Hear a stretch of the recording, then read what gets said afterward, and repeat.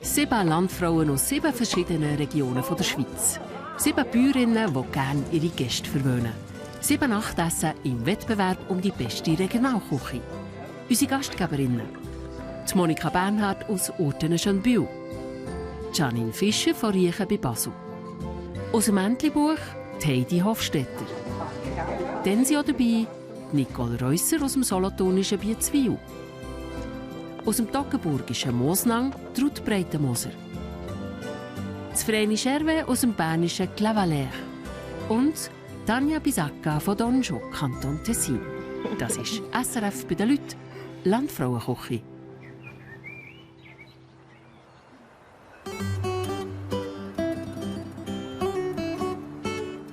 Samstagmorgen in Tessin. Heute kommen die Landfrauen zu der Tanja Bisacca auf Donjo im Bleniotal zu Besuch.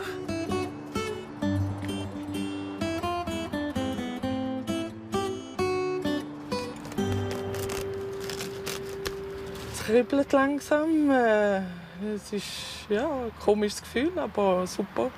Nein, sonst geht es mir gut.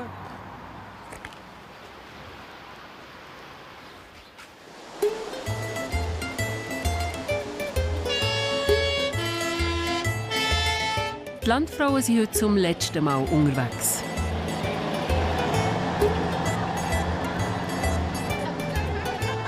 Die Stimmung ist gut. In diesen 7 Wochen haben sich die Frauen auch noch besser kennen.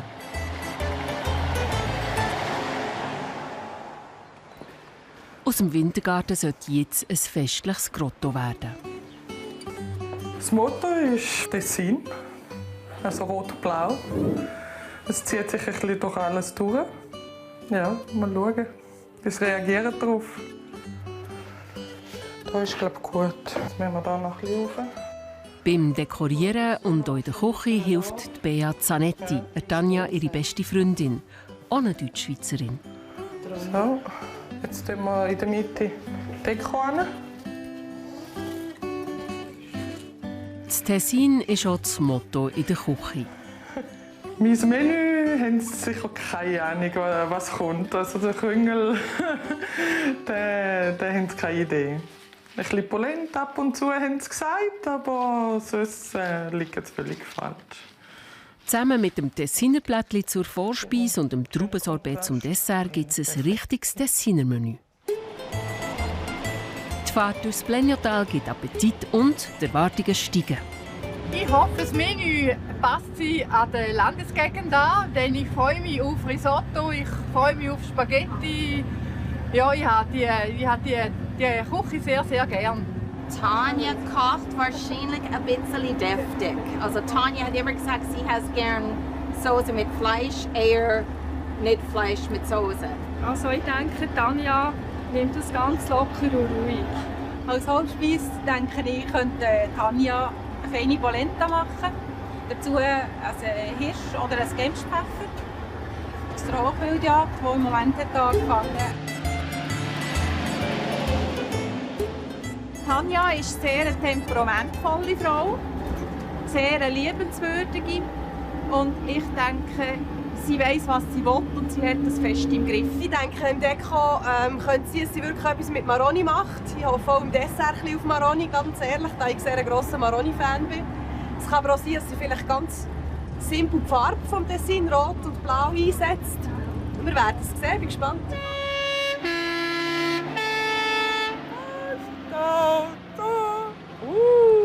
Hast du gesehen? Danke vielmals. Sind wir weggefahren? Der Andrea, der Mann von der Tanja und die beiden Kinder, Larissa und Sandro, sehen die Frauen heute zum ersten Mal. Ich habe euch hier Spezialitäten vom Tessin bereitgestellt. Ein bisschen Alpkäse von den Alpen hier oben. Und die Käse hier hinten, die drunter so wie ein Omelette haben, die sind auch noch speziell mit Blumen von der Zucchetti. Das ist Janine. Dankeschön. Dann wünsche ich euch einen schönen Abend und ich hoffe, ihr habt es bei uns gut. Zum Wohl. Zum Wohl, Schätze. Das haben wir noch Handfahrt gemacht. Ja, genau. Ja, ganz fein. So, liebe Frauen, leider muss ich euch wieder verlassen. Ich hoffe, ihr habt einen wunderschönen Abend bei uns. Ich überlasse euch meinem Mann. Nimm's gerne das Ruder, gell, Schatz? Viel Vergnügen in der Küche, gell?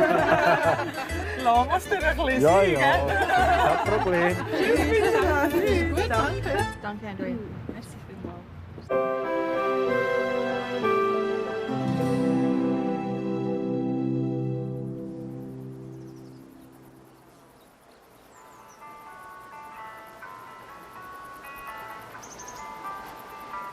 Der Lago di Luzone liegt weit oben im Bleniotal, im nördlichsten Zipfel vom Tessin.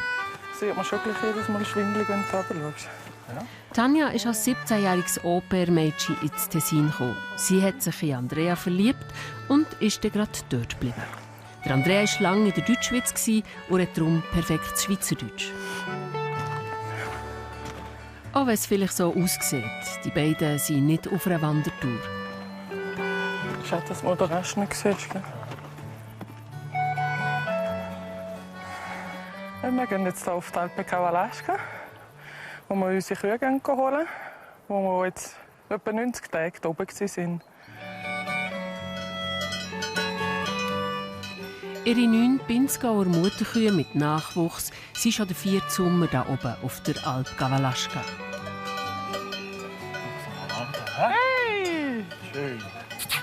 Gudeli! Raminbein, ja? Schöne Kühe. In diesem Sommer konnten Tanja und Andrea ihre Kühe nie besuchen. Darum ist die Freude jetzt gross, zu sehen, dass alle gesund und gefrässig sind. Hola! Nora, komm, Schätzeli! Schön. Wow! Mary, Schau mal! Mary und Flora sind recht fein. Ja, du, schön. Nicht, dass die hinter dort. Nein, das ist Kitty dort. Komm, Gudeli! Ist gut bei mir, ne? Nein. Ich habe mich wieder nie gehabt. Niente. Du. Oh, was hast du da gemacht?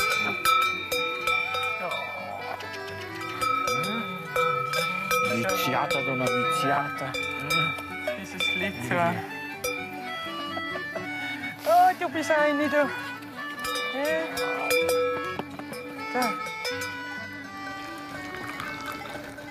Buon grazie. Die Chiara ist Tauplerin auf dieser Alp auf 1800 Meter und schaut ganz allein zu den Tieren. Der Donato ist ihr Chef und heute nur ausnahmsweise auch zu Besuch. Sì,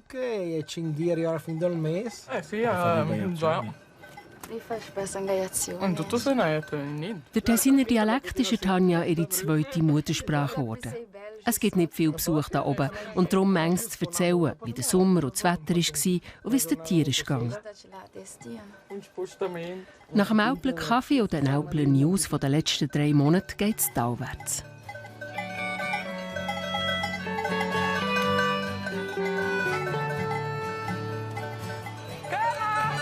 Ja, nimm! Ciao, Chiara! Das Durab geht es schneller als das Darauf. Die Kühe haben Stalldrang. Sie gehen gerne wieder ins Tal runter. Hola! Nimm, Nano! Hey! Hey! Nach dieser langen Zeit auf der Alp sind die Kühe richtig berggängig geworden. Aber man muss trotzdem aufpassen, dass keine den Berg runtertrollen.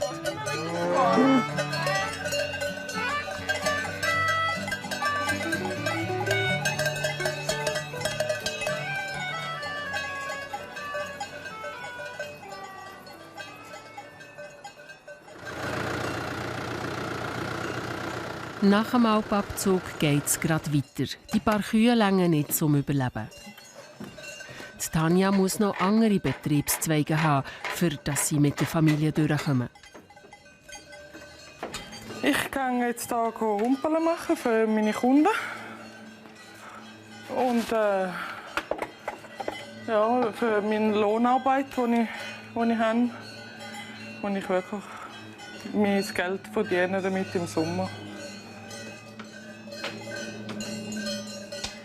Tanja führt den Betrieb allein und Andrea geht auswärts arbeiten. Er ist aber immer zur Stelle, wenn Not am Mann ist.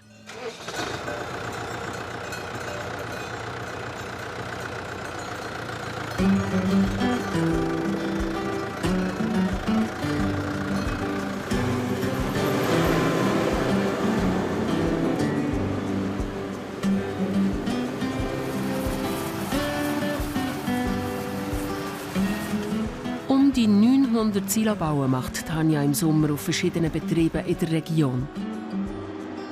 Frau und Traktor ist da unten schon ein bisschen eine Wissenschaft für sich. Für mich war es eine Herausforderung. Also auf dem Traktor und Ballenmaschinen und ich fahre das auch gerne. Es ist wirklich etwas, was mir gefällt. Und ja, da unten haben sie dann auch ein bisschen Mühe bekommen mit mir. Also die Männer, vor allem die ältere Generation, mussten zuerst schauen, kann sie es überhaupt? Oder, ja. Aber sie haben dann gemerkt, sie arbeitet gut, sie macht gute Ballen und haben mir dann immer mehr und mehr geholfen. Und sie kann sogar pro Silo bauen 1 Franken mehr verlangen als die anderen.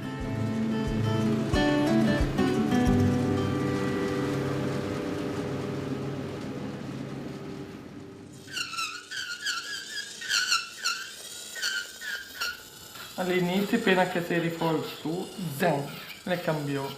Freizeit ist rar bei dem Pensum, das Tanja hat. Aber für schöne Fingernägel nimmt sie sich regelmässig Zeit. Für sie ist diese Stunde bei der Maniküre eine richtige Erholung. Ich tue auch etwas für mich und für mich gehört auch dazu, dass so eine Frau schöne Nägel hat. Ja, gehört einfach zu mir. Meine Frau sein habe ich eigentlich wieder entdeckt vor 2 Jahren. Als ich mich wieder ein bisschen erholt habe von den kleinen Kindern und viel Arbeiten. Und das war schon ein Sprung.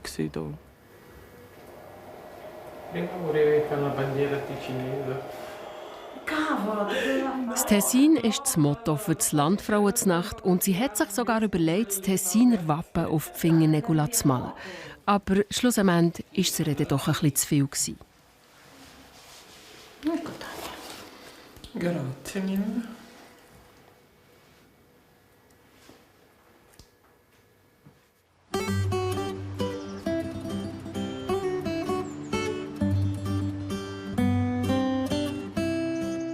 Nachmittag um 3. Die Tanja ist in der Küche, aber nicht etwa für die Landfrauen, wie man meinen könnte. Ich habe Kochen gelernt in der Kochschule, in der Schule.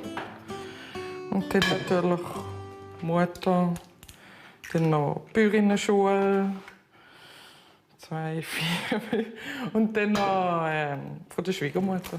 Heute gibt es die Lieblingsnacht der Familie: Spinatgnocchi mit einer Tomatensauce überbacken.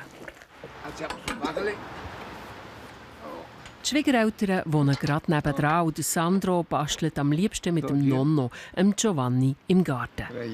Drehen. Nur so kann Tanja in aller Ruhe kochen. Ja, nicht zu schlagen.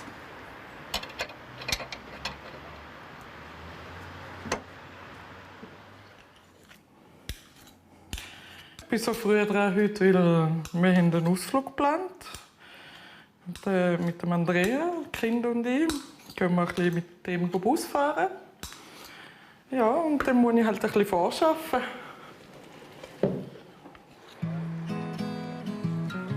Hi! Hallo zusammen!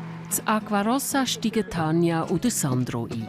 Die Tochter, Larissa und der Papi warten schon. Aspetto il campanello. Ah! Hat er immer gedruckt? Nicht jetzt.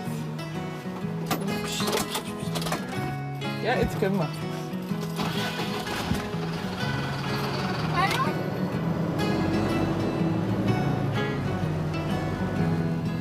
Der Andrea arbeitet 100% bei der lokalen Buslinie. Die Larissa ist nach der Schule schon in den Bus eingestiegen. Die Busreisen gefallen der ganzen Familie. Alle können so zusammen sein, auch wenn der Papi arbeitet.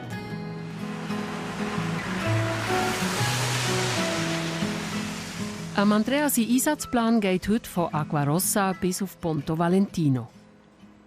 Willst du auch noch eins? Bevor es wieder zurückgeht, gibt es eine fahrplanmäßige Pause. Bei diesem Wetter im Bus und nicht auf dem Spielplatz wie sonst.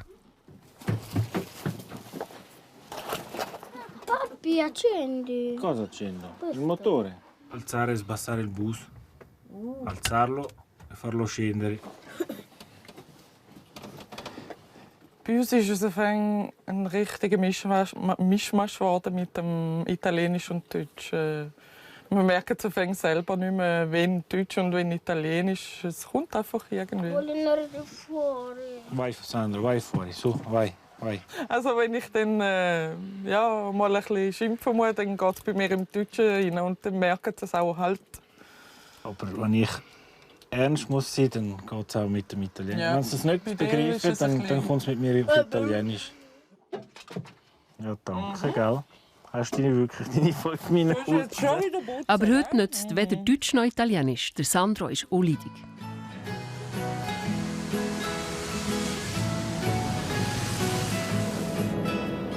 Mit dem letzten Kurs geht es zurück auf Acquarossa. Sandro, bitte.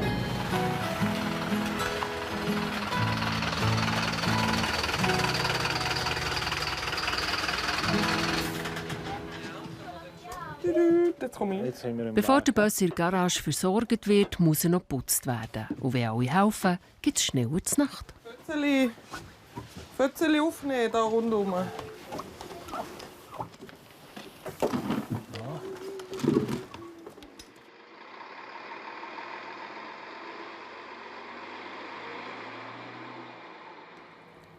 Die Spinnengnocchi sind zum Glück schon vorbereitet. Fast Food à la Tanja. Das sieht fein aus. Du musst fest bläuseln. Du musst probieren.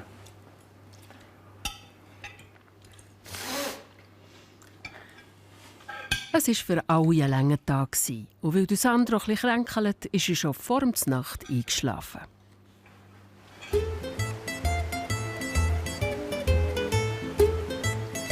Es ist Freitag.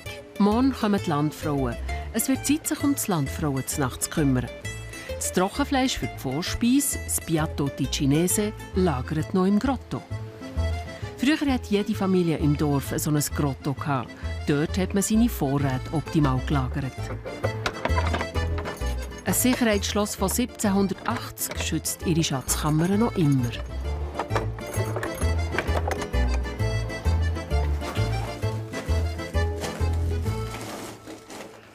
Hier im Tessin ist eigentlich die Tradition verloren gegangen. Wir versuchen es schon noch weiterzuleben. Wir tun unsere Sachen noch in Grotto rein, weil es viel besser kommt. Aber andere Grottos sind leer.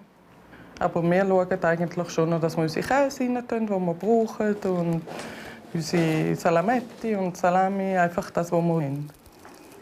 Traditionen sind der Tanja wichtig. Heute ist sie voll und ganz eine Tessinerin, auch wenn sie die Einheimischen nicht immer einfach gemacht haben. Tessiner sind eine geschlossene Gesellschaft, also sehr geschlossen am Anfang. Man muss sich wirklich in ihre Herzen hineingraben, muss man fast so sagen. Also ich musste mich sehr viel anpassen. Das war natürlich klar. Ich als Deutschschweizerin habe noch recht Temperament. Und da haben sie da unten nicht so gerne. Da war einfach ein bisschen die Frau auch, die im Hintergrund war. Und jetzt ist eine Powerfrau gekommen und hat da Trick gemischt. Aber sie mussten gleich sagen, ja, es ist ein Vorteil auch. Also, sie bringt noch viel mit rein. Und viele sagen mir jetzt auch, weil ich nicht mehr arbeite hier im Dorf, sagen sie mir, dein Lachen fällt mir im Laden. Oder, ja, einfach. Ja, mit der Zeit haben sie mich gelernt zu akzeptieren. Und gegen den Schluss auch haben sie gesagt, du gehörst jetzt zu uns. Und das hat mir sehr gut getan. Adesso la netto un gel questo firan che c'è il meno. Vinda meno. Che c'è il meno. Die Merlot-Weintrauben rund ums Haus gehören noch zum Betrieb. Die Rosalina, die Schwiegermama, hilft heute Tanja beim Ausschneiden der unreifen Trauben. Das Wetter war dieses Jahr auch im Tessin schwierig und es sind nicht alle Trauben gleichzeitig reif geworden. Wir liefern eigentlich alles abliefern. Cantina Mendrisio und nur Merlot. Es ist wirklich reiner Merlot. Ist viel besser. Weniger Arbeit.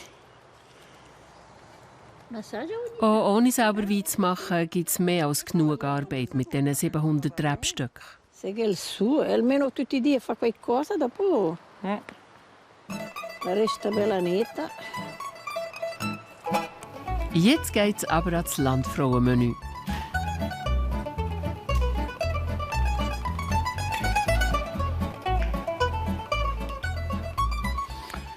Ich mache hier ein Traubensorbet aus meinen Trauben, 3/4 Merlot und 1/4 Amerikaner. Und der Amerikaner gibt noch einen speziellen Geschmack dazu und Merlot Süße. Die entkernten Trauben werden zusammen mit dem eingekochten Traubensaft gemixt. Und dann durchs Siebli durchgestrichen. Das Dessert ist das einzige von Tanjas Menü, das sie schon am Vortag vorbereiten kann. Und fertig ist das Sorbet.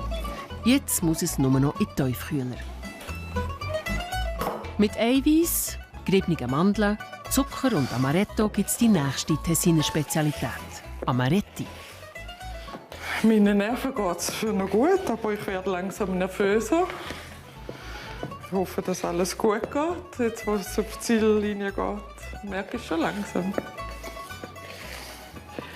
Für mich war es nie ein Problem, dass ich als Letzte dran gekommen bin.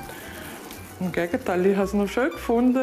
Ich konnte herausfinden, wie die Geschmäcker sind. Ob sie ein lieber haben ohne Salz oder mit Salz. Gut, ich werde schon meine Linie durchziehen. Das ist mir schon wichtig, so wie ich es gerne habe.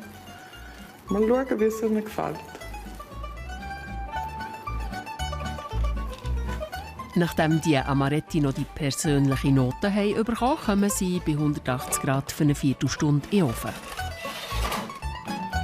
Und es gibt noch mehr Dessert. Das ist rot eingelegte Milch für meine Torta di Pane. Und das war früher noch bei uns im Tessin eigentlich ein Armenessen, ein Armendessert. Sie haben aus Brotresten und alles, einfach, was sie ein bisschen gefunden haben, eine Torte daraus gemacht. Kein Zucker, dafür noch Schokipulver rein, bevor sie 3 Stunden in den Ofen kommt. Hoi Schatzo, alles gut? Was machst denn du da? Nein, nicht jetzt essen, das ist für die Frauen, Mann. Mach nichts, du. Nein, also bitte. Hast du so viel gebacken? Finger weg. Weglassen. Fein. Herrlich. Kannst du dann ein bisschen Torta di Pane essen, wenn sie weg ist? Ja, die dann wenn sie auch. fertig ist. Ja. Schmeckt alles wieder fein.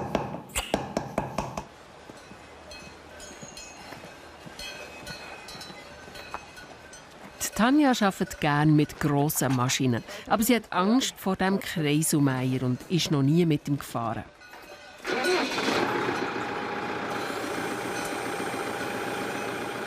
Diese Maschine ist überhaupt nicht meine Lieblingsmaschine. Das ist meine Angstmaschine. Also ich habe sie noch nie gefahren und habe sehr Respekt von ihr. Es ist gar nicht so schwer, wie sie es meint. Also wie sie es denkt auch, ja. Gut, kannst du rauf tun. Der grosse und schwere Auslegearm mit dem scharfen Messer macht der Tanja Bauchweh. Prima. Der Andrea gibt heute die erste Fahrstunde, für das sie die Angst ein bisschen verliert.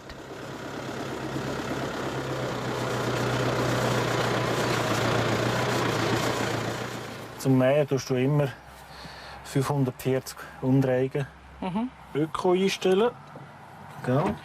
Der muss immer drin sein, dass es auf und runter geht? Ja, oder? lass ihn im Flottieren. Ja. Ist das gut?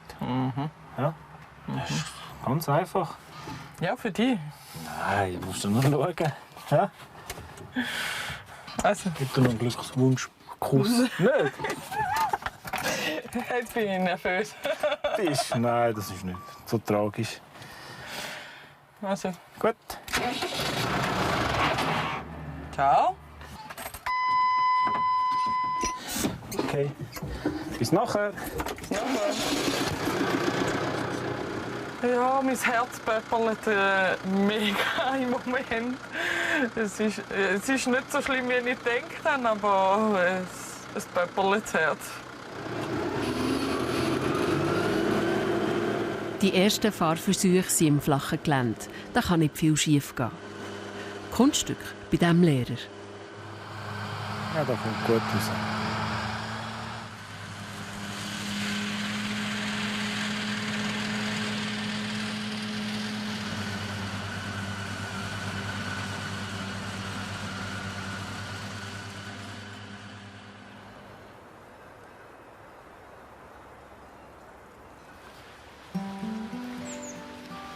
Geht gerade ein bisschen gleich, Ja.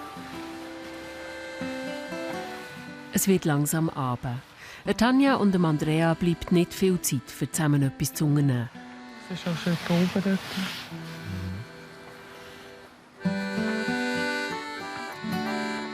Schön. Sieht man so mal von da aus. Gehen wir weiter. Für die Dekoration auf dem Landfrauentisch fehlen noch Kegel. Das ist ein guter Grund für einen gemeinsamen Abendspaziergang. Soll ich noch so eine Farm mitnehmen? Mal schauen.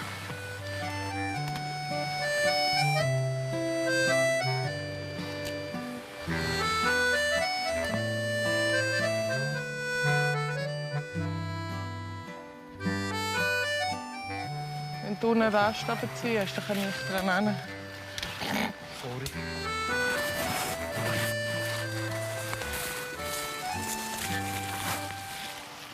Das ist super. Gut. Ja. Eine Post. Und die mal an. Du kannst loslassen, ja. Du sind die Proprietari. Ja, ist gleich. Sie hat uns niemand gesehen. Nein, der Besitzer der Kegelbäume hat es sicher nicht gesehen. Samstag. Der Tisch und die Dekoration sind für die Landfrauen parat.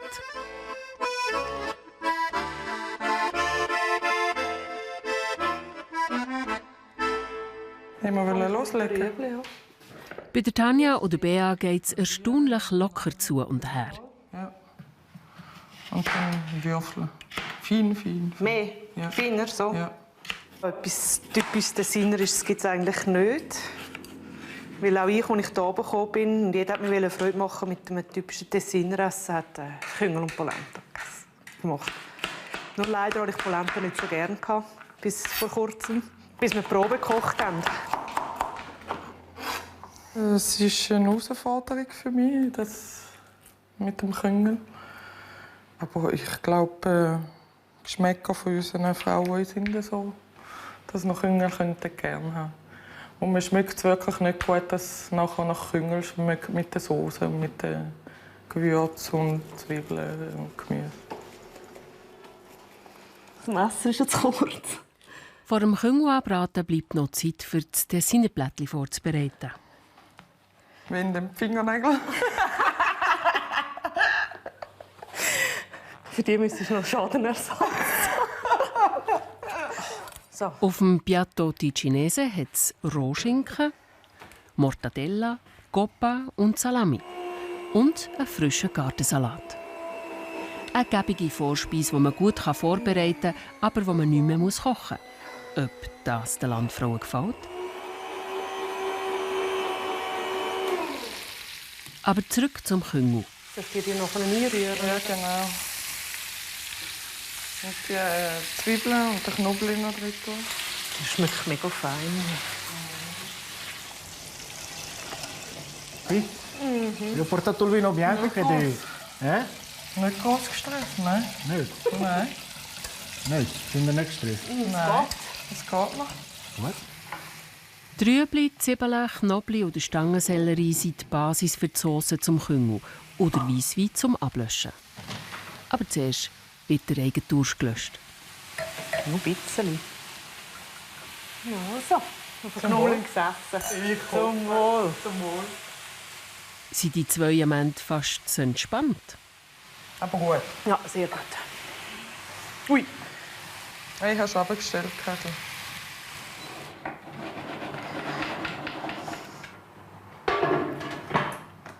So, So, jetzt können wir ab in den Ofen. Die Landfrauen nehmen Platz im Tessiner Grotto. Aha. Tessiner Farbe. Ist das schön. Nehmen nur Platz. Tanja kommt jetzt dann auch raus und tut uns das Menü vorstellen. Ja, hallo miteinander. Hallo. Ihr habt alle euer Plätzchen gefunden.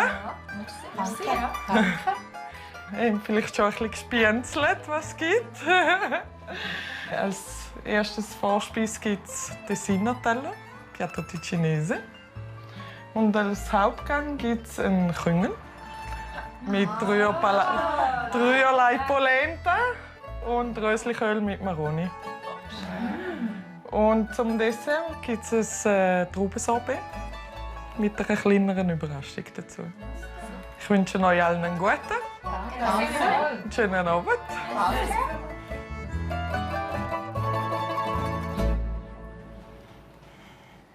Das Vorspeisenplättchen gibt nicht mehr viel Arbeit in der Küche. Und trotzdem muss jedes Rädchen am richtigen Ort liegen. Gut. Ja, die Zwiebeln ist aufgehängt. Liebe Frauen, ich stelle euch den Wein vor. Den haben wir für den ersten Gang aus dem Südtessin ist der Wein von der Cantina Mendrisio und er heisst auch Mendrisio. Ich wünsche euch viel Spass beim Probieren. Ein Rotwein zur Vorspeise, das hat es noch nie gegeben. Ist auch typisch Tessin.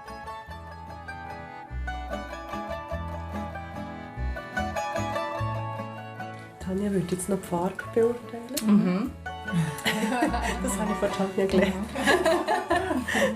Das ist ein bisschen heikel, wie scharfe Farbe.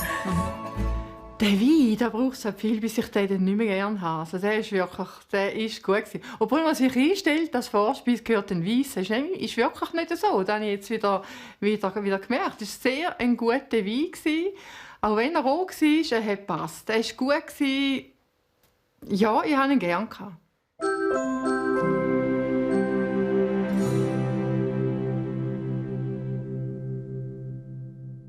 Achtung!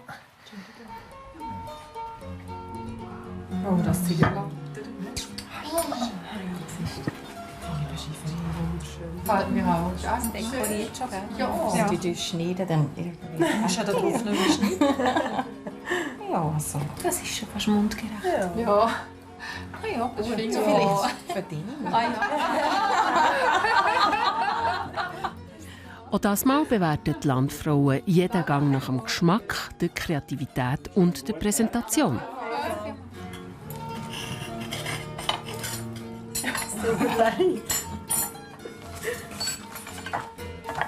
Trotz dem guten Lohn sind sie kritische Esserinnen und schauen auf jedes Detail. Und jetzt noch einziehen. Die erste Bewertung. Danke. Das ist nur Speck, oder? Ich hätte jetzt auch gesagt, das ist Ich habe auf Schweine. Schon. Wenn man Landfrauenküche hat, ist für mich persönlich jetzt ein bisschen zu wenig Kochen gewesen, sondern eben ein Tessiner Tauerli, wie ich das da irgendwo in einer Beiz oder so könnte bestellen. Sie hat das auf einem Schifferblättchen serviert und das hat mir eigentlich sehr gut gefallen, bis wir zuerst mal schneiden und dann hat es ein bisschen geigset und dann ist es ja, halt ein spezieller Ton, den nicht alle gerne haben. Einfach gewesen, aber sehr gut, sehr gut. Wie überrascht, ja.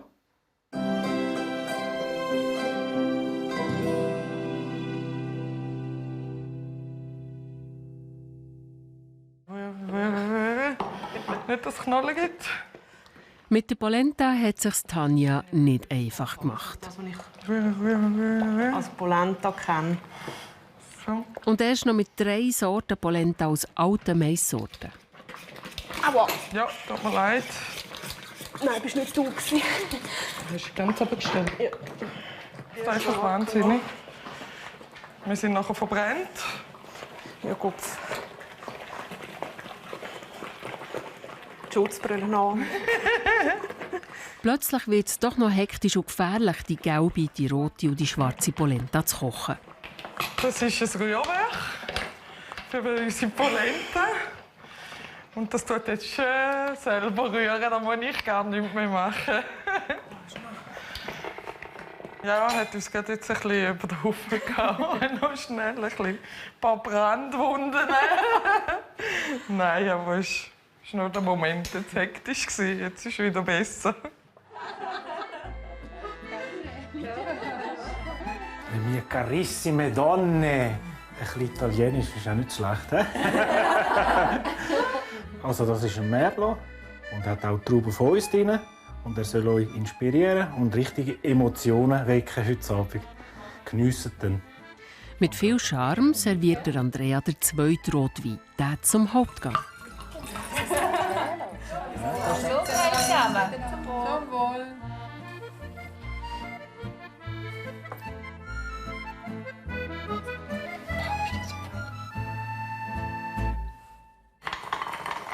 Die Cavaletti di Bruxelles, oder besser der Röseliköli, wird im Zucker karamellisiert. Der hat nicht rein. Dann kommt Bouillon und nachher die Maroni dazu. Versuch, dass nicht zu viel Gemüse mitnehmen. Ja. Der Küngel ist Olind. Also wenn es Stückchen sind wie die, dann langt eins. Eigentlich gut. Für einen Spiegel machen. Das Gemüse wird püriert und fertig ist die Sauce zum Coniglio. Achtung. Jetzt war. Nein. Carissime, c'hanno fame le signore, Ja, ja. Die Emotion ist draussen. Ja. Der Wein. Komme ich nicht zu probieren über? Nicht? Ist Du bist gemein. Nein, du. das ist fein. Ah, also. Genau richtig am Salz, gell? Okay.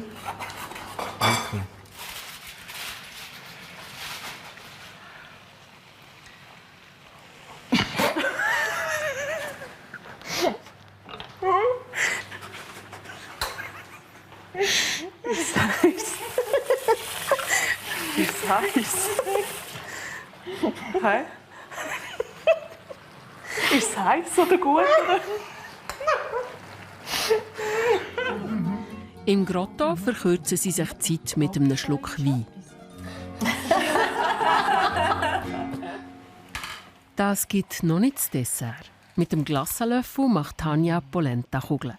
Verstehst du mir genau? Erstaunlicherweise wird die schwarze Polenta violett beim Kochen. Ich glaub's einfach nicht. Hast du keinen Löffel mit? Nein, ist gleich.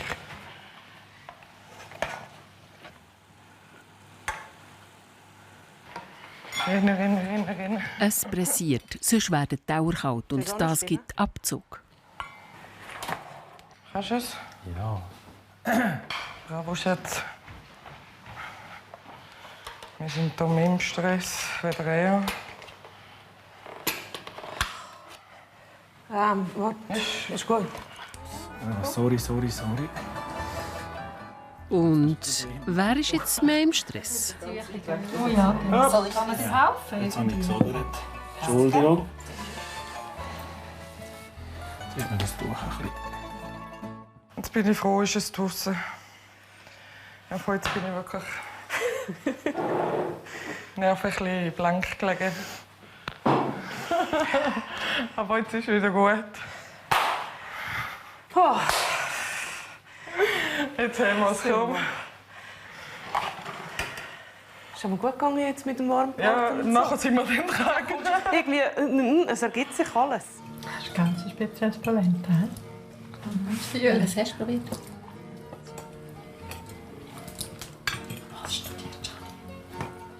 So konzentriert. Ich glaube einfach, das ist ihre Mischung. Oder? Ja.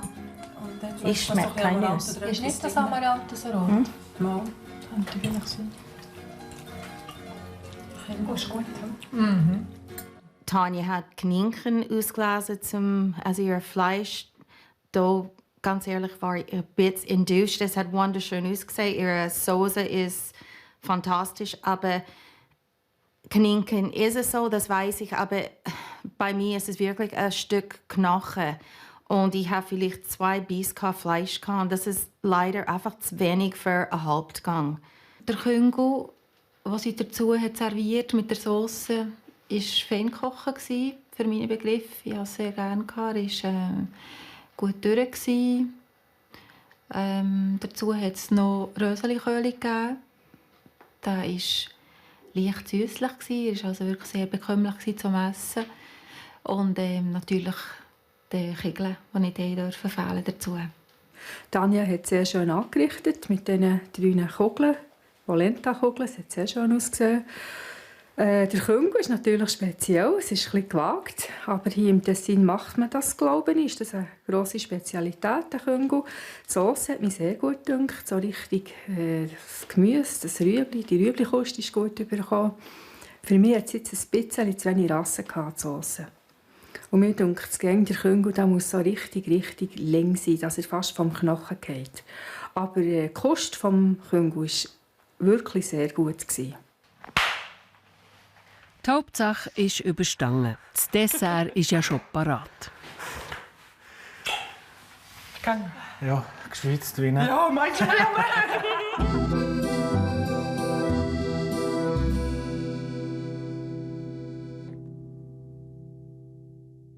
Ich dir schon Sorbet rausnehmen.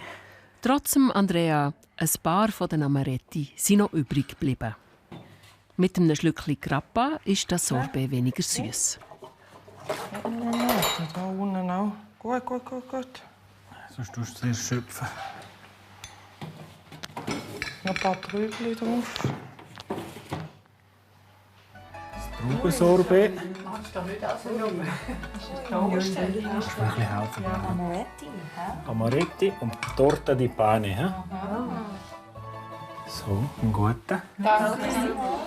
Mit dem Dessert kann man bei den Frauen meistens noch punkten. Wie ist es das mal? Ich glaube, ich bin auch nicht mehr verkauft. Grappa ist Tanjas Dessert. Wirklich ganz schön hat sie das angebracht. Also sie hat einen wunderschönen Sorbet gemacht, aber leider hatte ich relativ viel Grappa gehabt und ich habe das Sorbet wirklich also nicht rausgeschmeckt. Der Grappa hat es ganz fest dominiert. Das ist eher schade.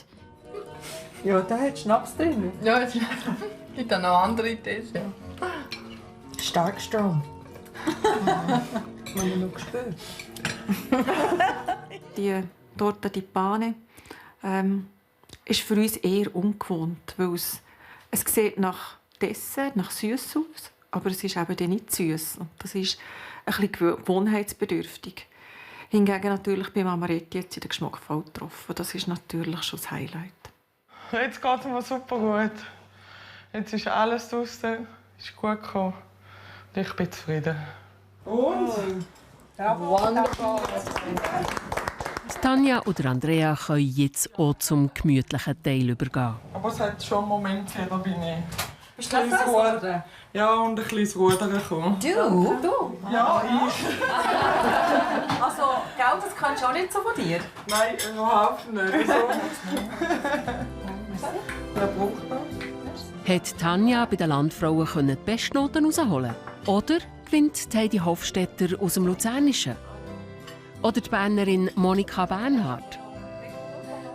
Oder trumpft echt Nicole Reusser aus Solothurn auf? Oder Ruth Breitenmoser aus dem Toggenburg? Oder gewinnt echt Vreni Scherwe aus dem Kanton Bern? Oder Janine Fischer aus Basel? Das erfahrt ihr morgen in der grossen Finalsendung am 10.08 auf SRF 1.